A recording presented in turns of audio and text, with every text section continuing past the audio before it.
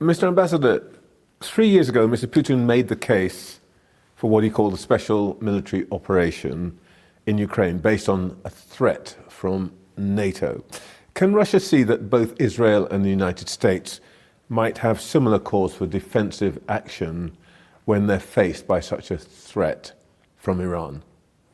I wouldn't draw any parallel between these two cases. As for us, we are going to discuss Ukraine later, but I would like now to concentrate on the immediate events in Iran. Of course. Because it is much more important, I think, than anything else at the moment, because it is what is happening over there. It has a real threat for it will be a crisis, a long-term, very serious crisis, which may turn over the world economy. And everything what we are calling as globalization for prosperity might be ruined in it. So it could be a long-term crisis. But the reason I make the parallel with Iran is that your government's statement on this has been that this is not an invasion, but it's a transgression of territorial integrity and so on. And why wasn't the Security Council consulted and so on? And it struck me very forcibly that in 2022, Russia did exactly the same. In fact, put men into a foreign country. As I have said, these are two different things, but we did have a plan, we did have strategy when it has all started. We did have a clear goals, and we have indicated all absolutely clear goals. There are 4 of them, and I would not repeat them. So, but as for the moment, what's going on in Iran, this is absolutely illegal and unprovoked aggression by Israel and the United States against Iran, which has no explanation, which has no clear goal, which has no planning, which has no exit strategy, most of all. And people really, let it be US, Europe, and us, Russia, we do not understand why it is happening, because it happens in the middle of negotiations which between United States and Iran on the critical topic of nuclear issues. And as we have been informed by the Minister of Foreign Affairs of Oman, who was mediating it, they were close to success in it. So US has interrupted these negotiations and decided to make a strike. So it is critical that we will come back to it and come to negotiate a solution. So if your objection is that the Americans didn't and the Israelis didn't have a clear objective, they have set out their objectives. Degrade, for example, to degrade Iran's ability to attack its neighbors, to remove Iran's ability to build a nuclear weapon and so on. They've been pretty clear on what their objectives are, though there's some issues about language and so on. Surely your objection is not just that they didn't have clear objectives. 2 things about what you have said. One is that during the first strike in 2025, President Trump has announced that he destroyed all nuclear capabilities of Iran. Second is that International Agency of Atomic Energy has clearly stated, as well as U.S. intelligence stated that Iran doesn't have a nuclear weapon, and he is enriching uranium, but it has actually its own laws against a nuclear weapon, and they're not going to achieve it. So in absence of any evidence of existence of it, it is unclear what the U.S. is doing over there at all. Is Russia going to come to the aid of Iran in any way? Because Russia and Iran have been allies. The Iranians have supplied expertise and material to Russia. Would you, for example, consider supplying Iran with munitions, drones, and so on? You know that we have all sympathies with Iran. They are our neighbors. They are historically, we have had always very good relationship with Iran. But for the moment, as it has been announced yesterday, Iran didn't ask for any assistance or help. And if they were to ask, Russia would consider that request seriously? and make assistance available? Well, you know, we are not only sympathetic with Iran, but we are also sympathetic with the countries of Persian Gulf, with all Emirates. We have interest in all of them, including Iran, and the best will be, of course, to stop immediately any aggression over there. I know any aggression, any implementation of force over there, and to come back to the peaceful solution, negotiated and diplomatic solutions. So this is interesting because most of the Gulf Cooperation Council countries have come out in support of the Israel and American action. Is Russia going to be neutral in this? We are not neutral. No, we are neutral. We are supportive to Iran, of course, and we consider, as I have said, very negatively what is being done. And besides, we do not understand this logic. It is the logic at the moment of Western countries and of the others is that Iran is to blame for everything. But no one is saying that US and Israel has initiated an attack against Iran, and Iran is only responding to this attack. So this is simply unfair. And what's going on in Security Council, as I understand, that there is a draft resolution introduced by Bahrain, which is only blaming Iran for the events and for the crisis. I think that the work is going on to make it more balanced now.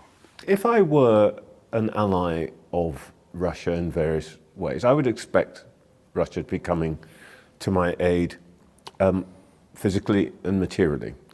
But Assad in Syria, Maduro in Venezuela, Khamenei now, could all count on rhetorical Russian support. But you seem to be saying that actually the Russian support is fine as long as it's speeches in the Security Council, but you're not promising any help in war. The Americans give the Israelis and their allies whatever they want in terms of weapons. Well, you won't. You know, in international relations, there are different grades of partnership.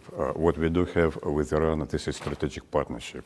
Alliance is a different thing. Alliance in interpretation of the United States, for instance, it has a treaty.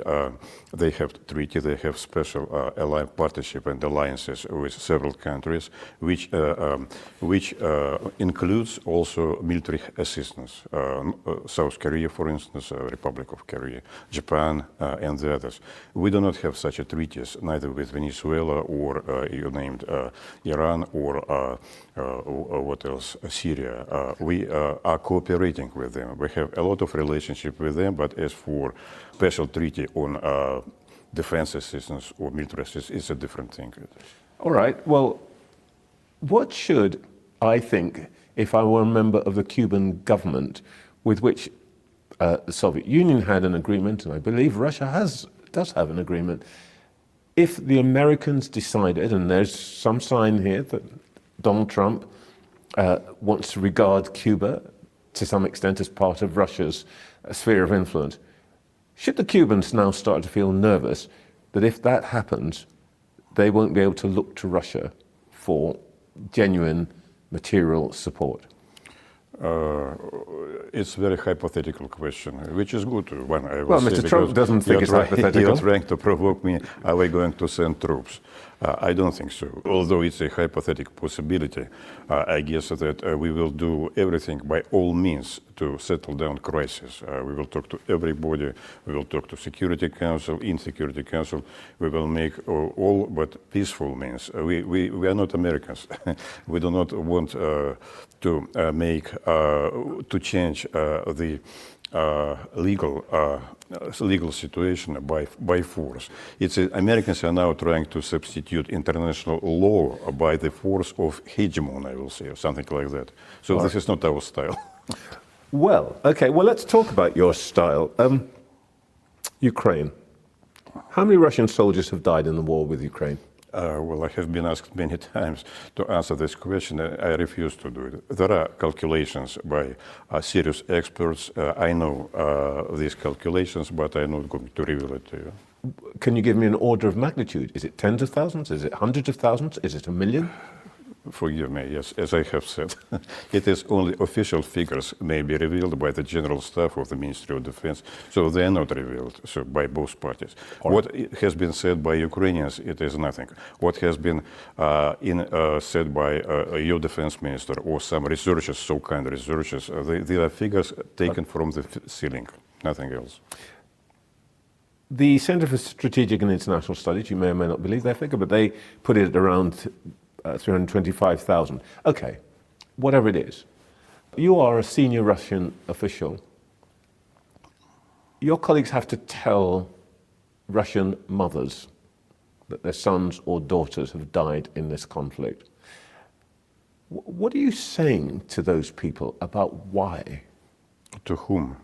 To the mothers and fathers and brothers and sisters of those who have died in the conflict that you started with Ukraine. It is a special military operation which it is needed because the situation was threatening to our vital interests, of course, and a decision has been taken to make it. It continues right now. It goes slowly, I will say, but steadily. And what is happening in Ukraine, that Ukraine is losing this war steadily in all aspects, economical aspects, industrial aspects, military aspects. Ukraine is shrinking right now, in spite of all assistance that it is getting from the West, say it Europe or United States. So in spite of all of this, it is coming to an end sooner or later. It's shrinking very slowly, and it's shrinking very slowly partly because of the tactics that are being pursued by Russia. United Nations reports that 15,000 Ukrainian civilians been killed since Russia invaded in February 2022. You're waging war on innocent people. You talked a little while ago about essentially what is a legitimate cause for war, understanding objectives and so on. It doesn't matter what the objectives are. Russian munitions are killing Ukrainian civilians. That cannot be right. I will explain a bit at length what has happened because after 2014, when the so-called revolution of dignities took place in Kiev, then you know that Kiev troops has gone to the east and to the Lugansk, Donetsk and all these republics where people resisted and they didn't want to obey to the nationalist that has gained a rule in Kiev itself. And Ukraine, Kiev authorities sent an army to kill innocent people in Lugansk, in Donetsk. And during 9 years, they bombarded, shot, killed, and it was around the same figure as you named, 15,000 to 20,000. Figure was very big. I'm not, but it lasted during 9 years of time between 2014 and between 2022. So, of course, we needed to stop this killing of people over there. And that was one of the reasons why this operation has started. We understand that I understand, I've heard that justification many times, but it still doesn't explain why Russian munitions have been targeted at civilians. And we're now heading into, coming out of winter. Russian forces have attacked energy plants. There are people freezing to death in Ukraine. Winter is over. It is spring now. Yeah, they're still freezing to death. If you have anything to ask me, please. But they're still freezing to death. Come on. Not anymore. I think that they have restored partly the infrastructure, energy infrastructure, and the situation is not critical. We have had a chance to ruin it totally, but we didn't go into that. Okay, so you've exercised mercy, but all right. Well, look, how long is this going to go on?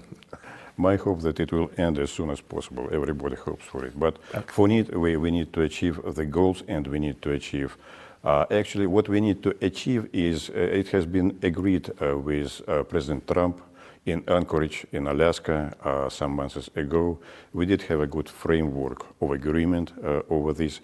And we work on that. We work on that understanding, and we hope to achieve and to reach goals that has been set up with the Americans during this meeting. Can I ask you about Russia itself? Is it a matter of regret to you, some might say even a matter of shame, that Alexei Navalny died in the custody of the Russian state? No, as we have said before, it is things happen. People sometimes die immediately. And what happened with Navalny? He was in a difficult position. He survived many setbacks during his life in different countries. So it happened. Russian prison, frog poison. Our foreign secretary spoke to our program just a few weeks ago, and she had absolutely no doubt that this was in some way, shape or form the act of the Russian state. Do you think that we have got this frog from this South America? Tell me, please. Well, I think her point was that no one else had the capacity to bring in that kind of toxin. I will tell you that we have here in London six places who are selling this type of, done it synthetically, which is based on these frog poisons. Nothing to do with you guys? Nothing to do with us. May I ask you about a very specific thing that's happening today?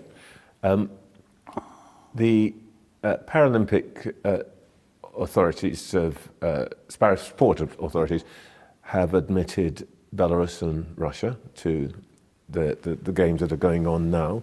The United Kingdom is boycotting the opening ceremony.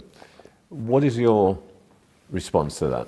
Well, I think it is very silly, of course, since United Kingdom does not send any sportsmen to these Paralympics. So what are they pretending to boycott?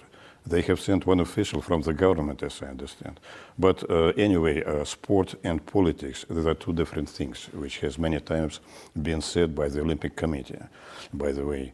And we, of course, still do not understand why it is boycotted, since Israel and United States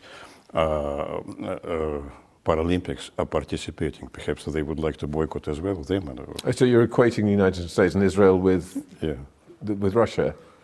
So about what? About Paralympics? Sport, as I say, and politics has nothing to do in common. By the way, one very specific British issue is the money that's being held, I think it's now into billions, frozen in relation to Mr. Abramovici, this is money. Now, what do you think should happen there? Should that continue to be frozen? I have no slightest idea what Mr. Abramovich is going to do with this money. It is up to him. Well, the question is whether we release it to the Ukrainians. Why? They should be sent to Ukraine. This is his money. And well, first of all, British government should explore why should it be sent to Ukrainians. As far as I understand, he would like to divide it between Russians and Ukraine. It is up to him to decide. Okay. Very last question. It's a puzzle to British people. Mr. Putin seems to be all-powerful. We're told that he's very popular amongst the Russian people. I don't know when he's next due to face the Russian electorate. But let me ask you this question. What would succession to Putin look like? Or can nobody actually imagine Russia without Putin? Well, it's a strange question because Putin has been re-elected 2 years ago, in fact. We did have elections also on these premises. Lots of people voted for him. His popularity now is around 80–85% every day. It is being measured weekly, I think. And his popularity doesn't diminish. And what's going to happen, well, in 6 or 7 years, I don't think it is. It's a matter of discussion. So he's going to be there forever? Well, I have no comments on that, but it is at the moment there is nothing to discuss at all. Since he has been re-elected, he is very popular in our country, and he is as well popular around the world, I will say. Around the world? Of course, yes. Perhaps not in Britain. You haven't seen real leaders in the recent years. Mr. Ambassador, thank you so much for your time. Thank you for yours.